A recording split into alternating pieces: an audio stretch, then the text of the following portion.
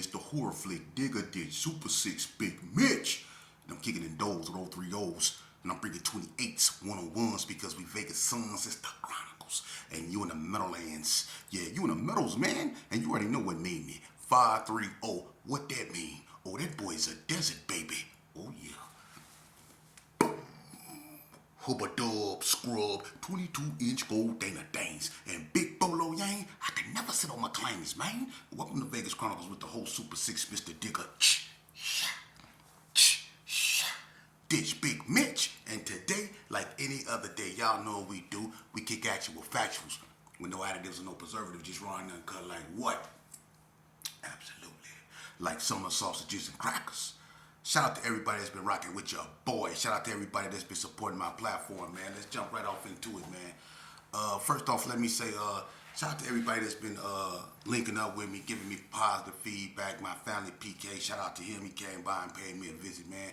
It's always a pleasure kicking it with, someone like that, man, that bring positivity, that always brought positivity in your presence, man. That's a good brother, and I'm glad he my relative. And he gave me a lot of, honest criticism, man, that was wisdom that I took to heart, man. And, he told me some things that's between me and him, that I can use as a reflection to look at myself and get myself right, man. Because, I'm a human and sometimes I do things not knowingly that goes against what I'm trying to stand for, So I respect that, man, and I love that, man, for reaching out to me and like, hey, man, I love what you're doing.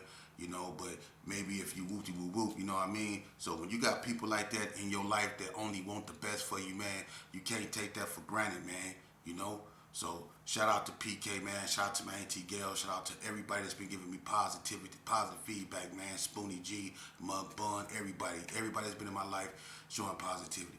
So let's get right off into it. I bring you real life true events from Vegas. Oh, hold on. Before I get into that, I had someone ask me, I should stay away from religion and politics. Let me explain something to you, to this individual who said that. I take advice, right?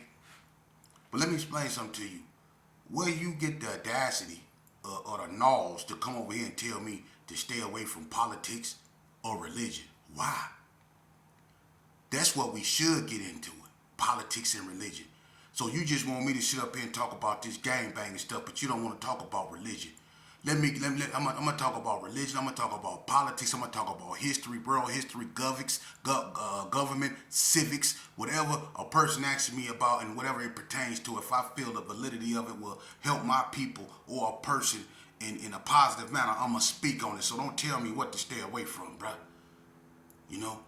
You stay away from that ludicrous type of thinking, man, telling other people what to do, man. We don't do that on this platform, man. So if it's religion I'm gonna speak on, that's what it's gonna be. But let's move on, man. I want to talk to y'all about something today, man.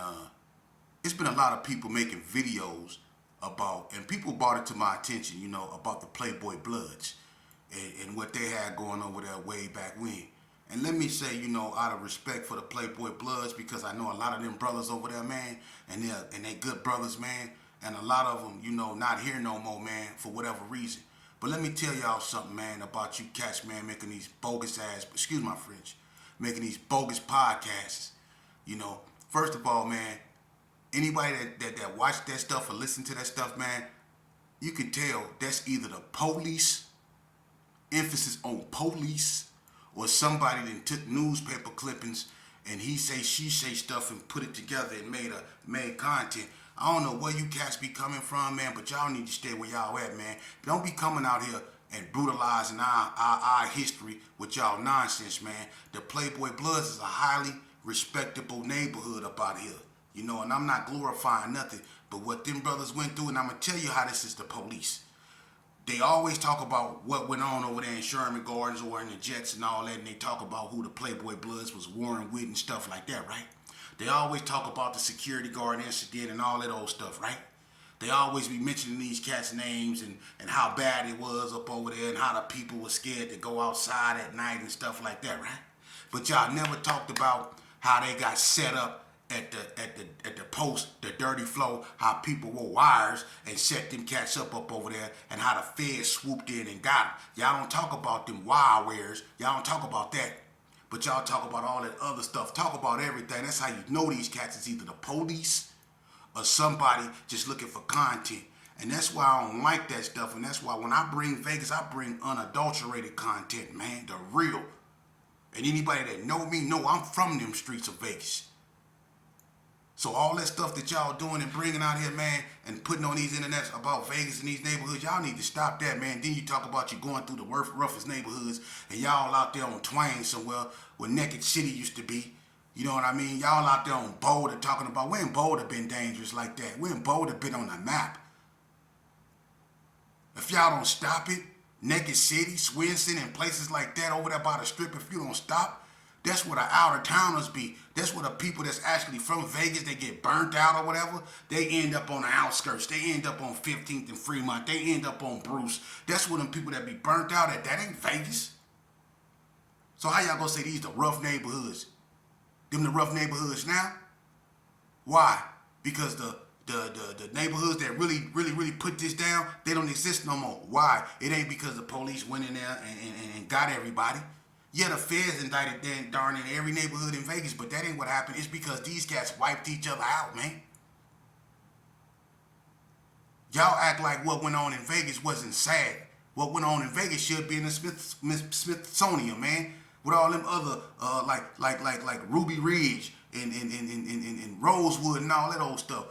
What went on in Vegas, man? Neighborhoods wiped each other out. When the 60s and the 40 blocks got into it with, and I go over this all the time to teach y'all a lesson.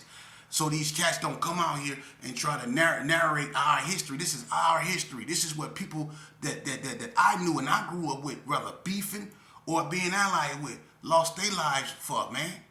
This ain't no joke, man.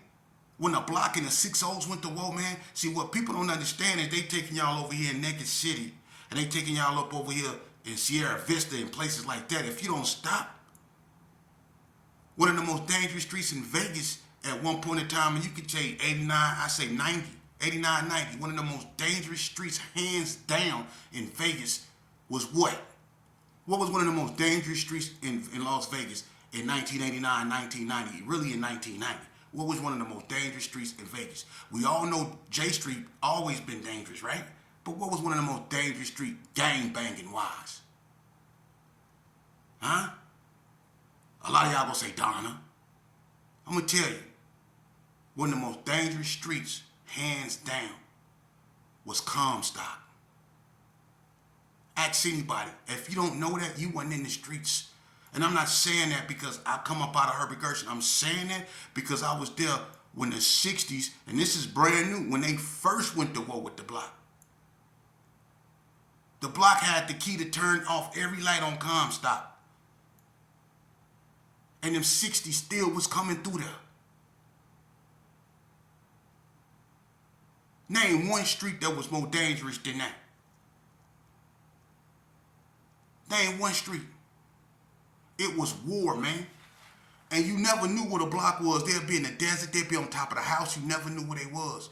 They wouldn't even be on the block. The block was so cold with it, they'll cross over and go into Gerson and lay in the grass because they didn't turn all the lights out. So when the 60s go down the block looking for something, they don't see nobody. But when they come out, the block be right there. And it don't matter who you is. If you walking down the street and you get caught in the crossfire, that's what it is. That was one of the most dangerous streets, man.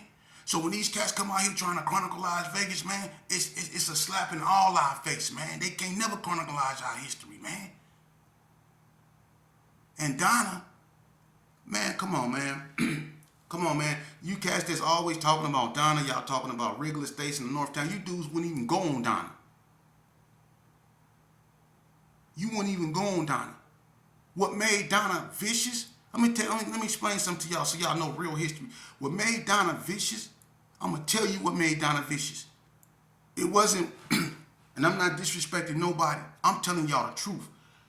The newer generation and the younger generation ain't nothing like them old Donnas, man. They nothing like them old Donnas, and I'm not the 103s, the original 103s, like Baby C and Lil Boo them, the original 103s, not the ones that come after them. The original Donna Streets, the original 104s. Like Antique, T-Baby, not GQ T-Baby, Donna Street T-Baby, like T-Wack, Tammy, C-Wack, all in, Ringo, Gangsta Lump. These Donna Streets. Them dudes was hard, man. That first wave of Donna, they was blowing through everything. Ask anybody, man. Could nobody do nothing with them dudes, man, when they first hit the scene. Them first wave of Donna Streets, they was blowing through everything, man. Ask anybody, man. That ain't no joke, man. If you was back there then, you seen it. Them 6-0s that was back then, that first wave of 6-0s, Big Looney, Big Jed, Slowpoke, Mad Meech, all those dudes, man, didn't nobody want to see them cats like that, man. You had to really be stumped down in these streets. So why these cats trying to chronicle Las Vegas, man? It's a slap in the face, man. And the Bloods wasn't no joke back then, man. The police was a whole different breed. They'd get down with you. You know, why you think as much shooting that went on back during the 80s, back during 87, 88, 89, 90? Think about this here. All that gunfire. The police wasn't knocking down gangbangers. One of the first gangbangers to get knocked down by the police was Jarvis Rice. And that happened at Tarks. See? That was one of the first officer-involved shootings involving gangbangers. That was Jarvis Rice. They wasn't knocking down gangbangers like that, see? So, and the first Gershon to get knocked down by the police was Big Nice. And then it was Baby J. Then it was Hot Dog. Then it was the youngster that had the chopper that blew down the police through the door and they went in and knocked him down, a rapper youngster. And then it was Manishwack. Them just all G's that the police did knock down. The police did knock down more G's than anything. But why did it change like that? Why did it change? I mean, I'll put it to you like this here. You notice, like, after, I say 91, 92, more and more children start to get hit by gunfire. People, moms start to get hit. Old ladies start to get hit. You see? They start shooting at, you know, the funeral processions. People start taking it to another level because the animosity rose to that. And so the police adjusted accordingly. You see? The Yellow Jackets, you know, came in existence because Johnson & Johnson could no longer do nothing with the gangs. They were sprouting too much. You see? The Nasty Boys didn't even last long. After them came Johnson & Johnson. But Johnson & Johnson, the ones that drove the Camaros, they couldn't do nothing with the sprout. The gangs were sprouting up too fast. And then the Yellow Jackets came to try to deal with it. You see, the police adjusted accordingly, man, but they couldn't stop what was going on. And that's why you see the carnage that you're seeing in these streets, man. And that's why people don't understand. I really take it personal when a person come out here that's not from out here, that never shed a tear for what went on out here, and they never been to a funeral behind what went on out here, try to come out here and tell us what went on out here. Man, if y'all don't stop it, man, it's serious out here, man. Y'all think Vegas is about casinos and strip clubs, man. It's serious out here, and a bunch of people that came out here and found that out. Quit trying to chronicleize our history, man. Stay in your lane. But that's the problem. We ain't got enough people out here to put forth real history because a lot of people gone, and the people that do get up here be lying. They be lying, man. You can sit up on a camera and make yourself look any kind of way, but people that's been in them streets, they know the truth. A lot of these cats be lying, man. And a lot of these cats can't talk. They can't get their point across without saying an N-word. Without sounding like, you know, they read a book full of ebonics. They can't speak. Don't nobody want to hear that. These youngsters want to hear the truth. A lot of them question why they do the things they do. Because a lot of them living a lie. A lot of them falling up behind their daddy who really wasn't nothing in this game. I'm not saying everybody, but there's a lot of these cats up out here that, and we all know ain't never been nothing in this game, but told their sons that they was this and that, because there's a lot of people that ain't here to say, boy, you lying.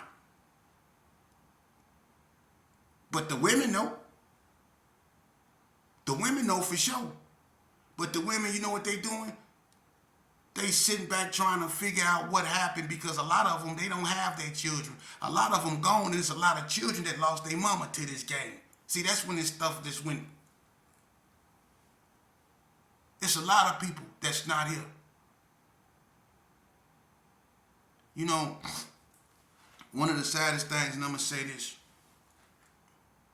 I grew up with two brothers, man, that I love, man, because we grew up fighting, and we grew up, you know, stealing, and we grew up doing what we was doing. It was me, Kippy, and Hacksaw.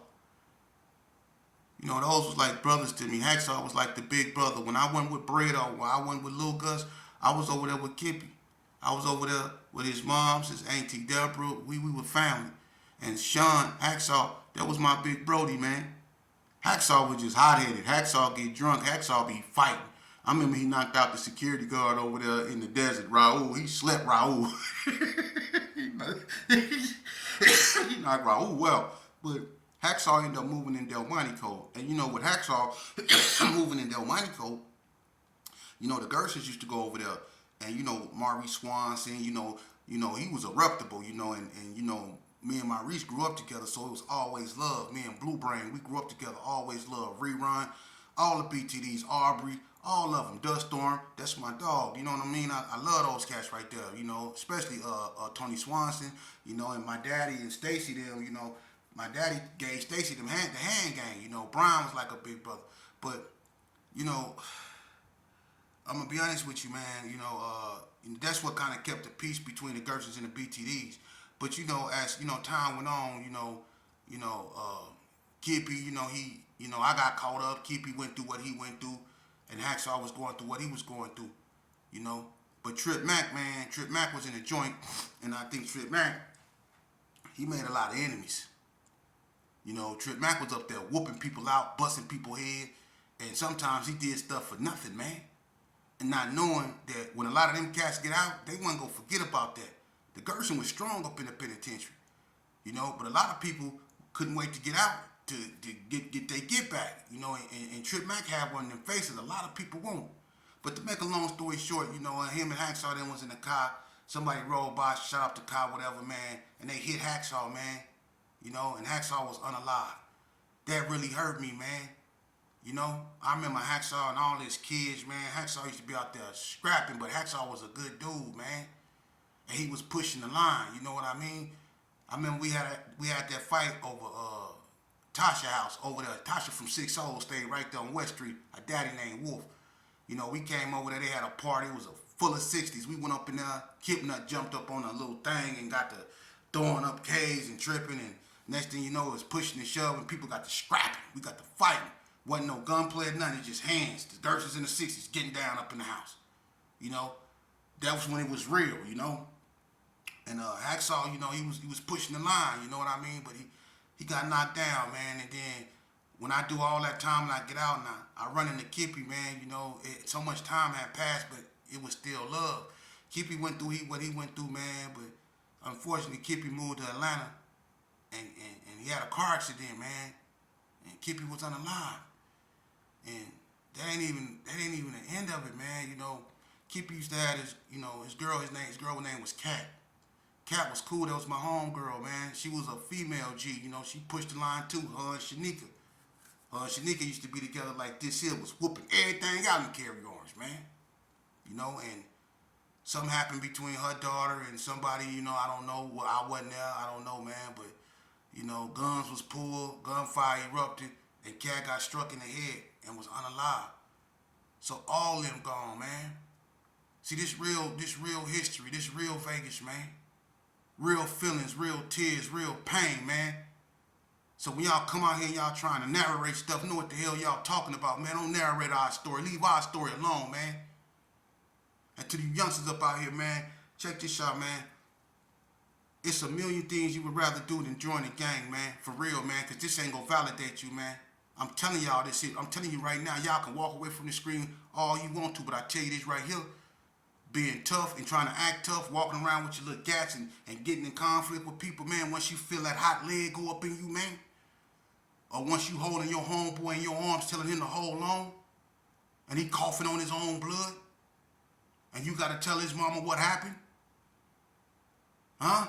Or once you standing in that courtroom and you shackled and that judge looking at you and he finna give you all day and your mama pleading with him, and then when you get it, it don't hit you right then and there. It don't. It's a game to you because you still young and you he and you ha. That's what I did. But I'm gonna tell you something. After that 4th and 5th year go by, that he and that ha go turn to this. Because you gonna see people leaving and coming, but you gonna still be there. I promise you that. And it ain't gonna be he and ha no more. This coming from a real one.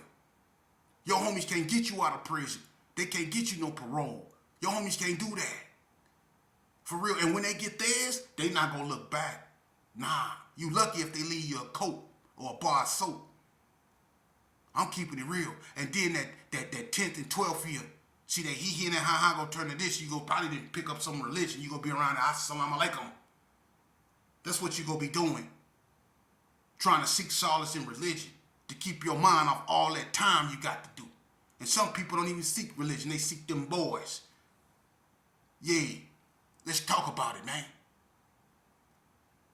Y'all better listen to me, man. I tell you all the time, I'm giving you this game for free, youngster. I'm not talking at you, I'm talking to you. Listen to me. For real. I'm obligated to give you the game, man. I done did the drive-by, so you shouldn't have to. I done shot up a bunch of people, so you shouldn't have to. I done fought, oh my God, I don't know. Oh, man, so many fights. I done been locked up. You name the institution, I done been there. And if I ain't been there, it was because I was too hard to go there. Like Spring Mountain. I was too bad to go to Spring Mountain. I've been to Elko 3 times. I've been to Tennessee twice. And I've been to Caliente. But dig this. I did all this before I turned 15 years old, man. I was certified. That's how bad I was. So I'm telling you, don't sign up for this, man. It ain't never did me no good. Picking up a gun ain't never did me no good. And let me explain something to y'all. Y'all all claim y'all love y'all mama. Y'all always putting it on your mama. Somebody can't say nothing bad about your mama. If you got your mama in your life, why you don't honor her and show her your appreciation by just doing right? Your mama don't ask you for much. She carried you in her for 9 months. She carried you in her for 9 months. No charge. And all she wants you to do is do right. If you got a father, and salute to all the fathers who actually in their son's life, because that's not a norm in the black community. But for the fathers that's in their children's life, man, you are the best of us, man.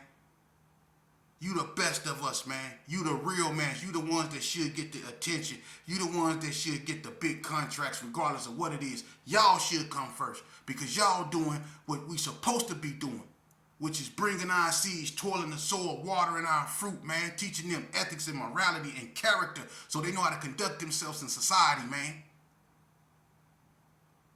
I wish I had that.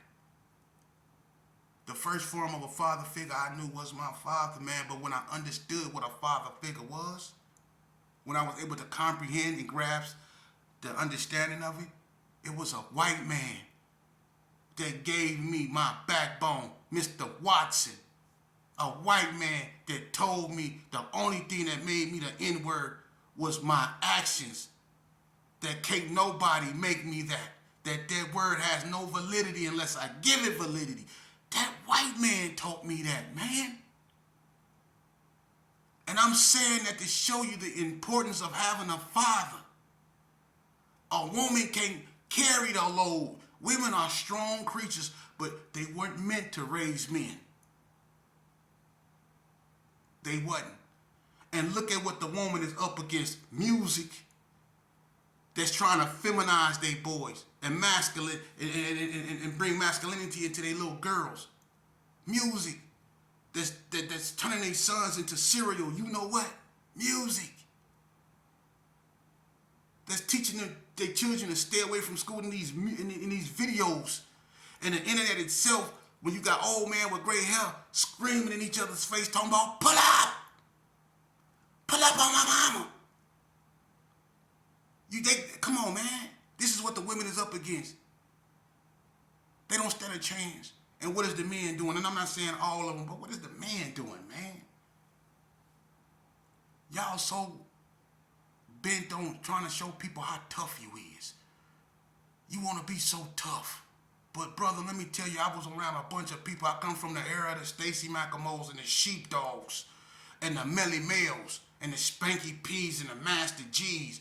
I come from that era, man, of the knockout artists, the Rock Shebas, the Spoonies from the hood. I come out of that, the Gene Fishers. I come out of that era, man.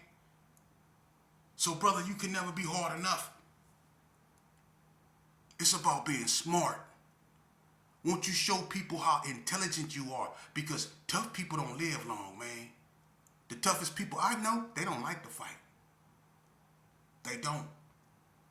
They don't. You see? So what I'm trying to tell y'all youngsters is sometimes it's best, and I say this a lot, it's best to accept the apology. See, that's what make you a man. If a person step on your shoe, it don't make you a man if you beat him up. It make you a man if you accept his apology. That's what make you a man. It's hard to walk away from a fight, right? It's hard. Why? Because you worry about what other people think. Because if a person say something to you, like call you out your name, but you know who you are, and you know you're not what that person called you, like the N-word, you got to have the self-esteem, the confidence to be able to walk away because, see,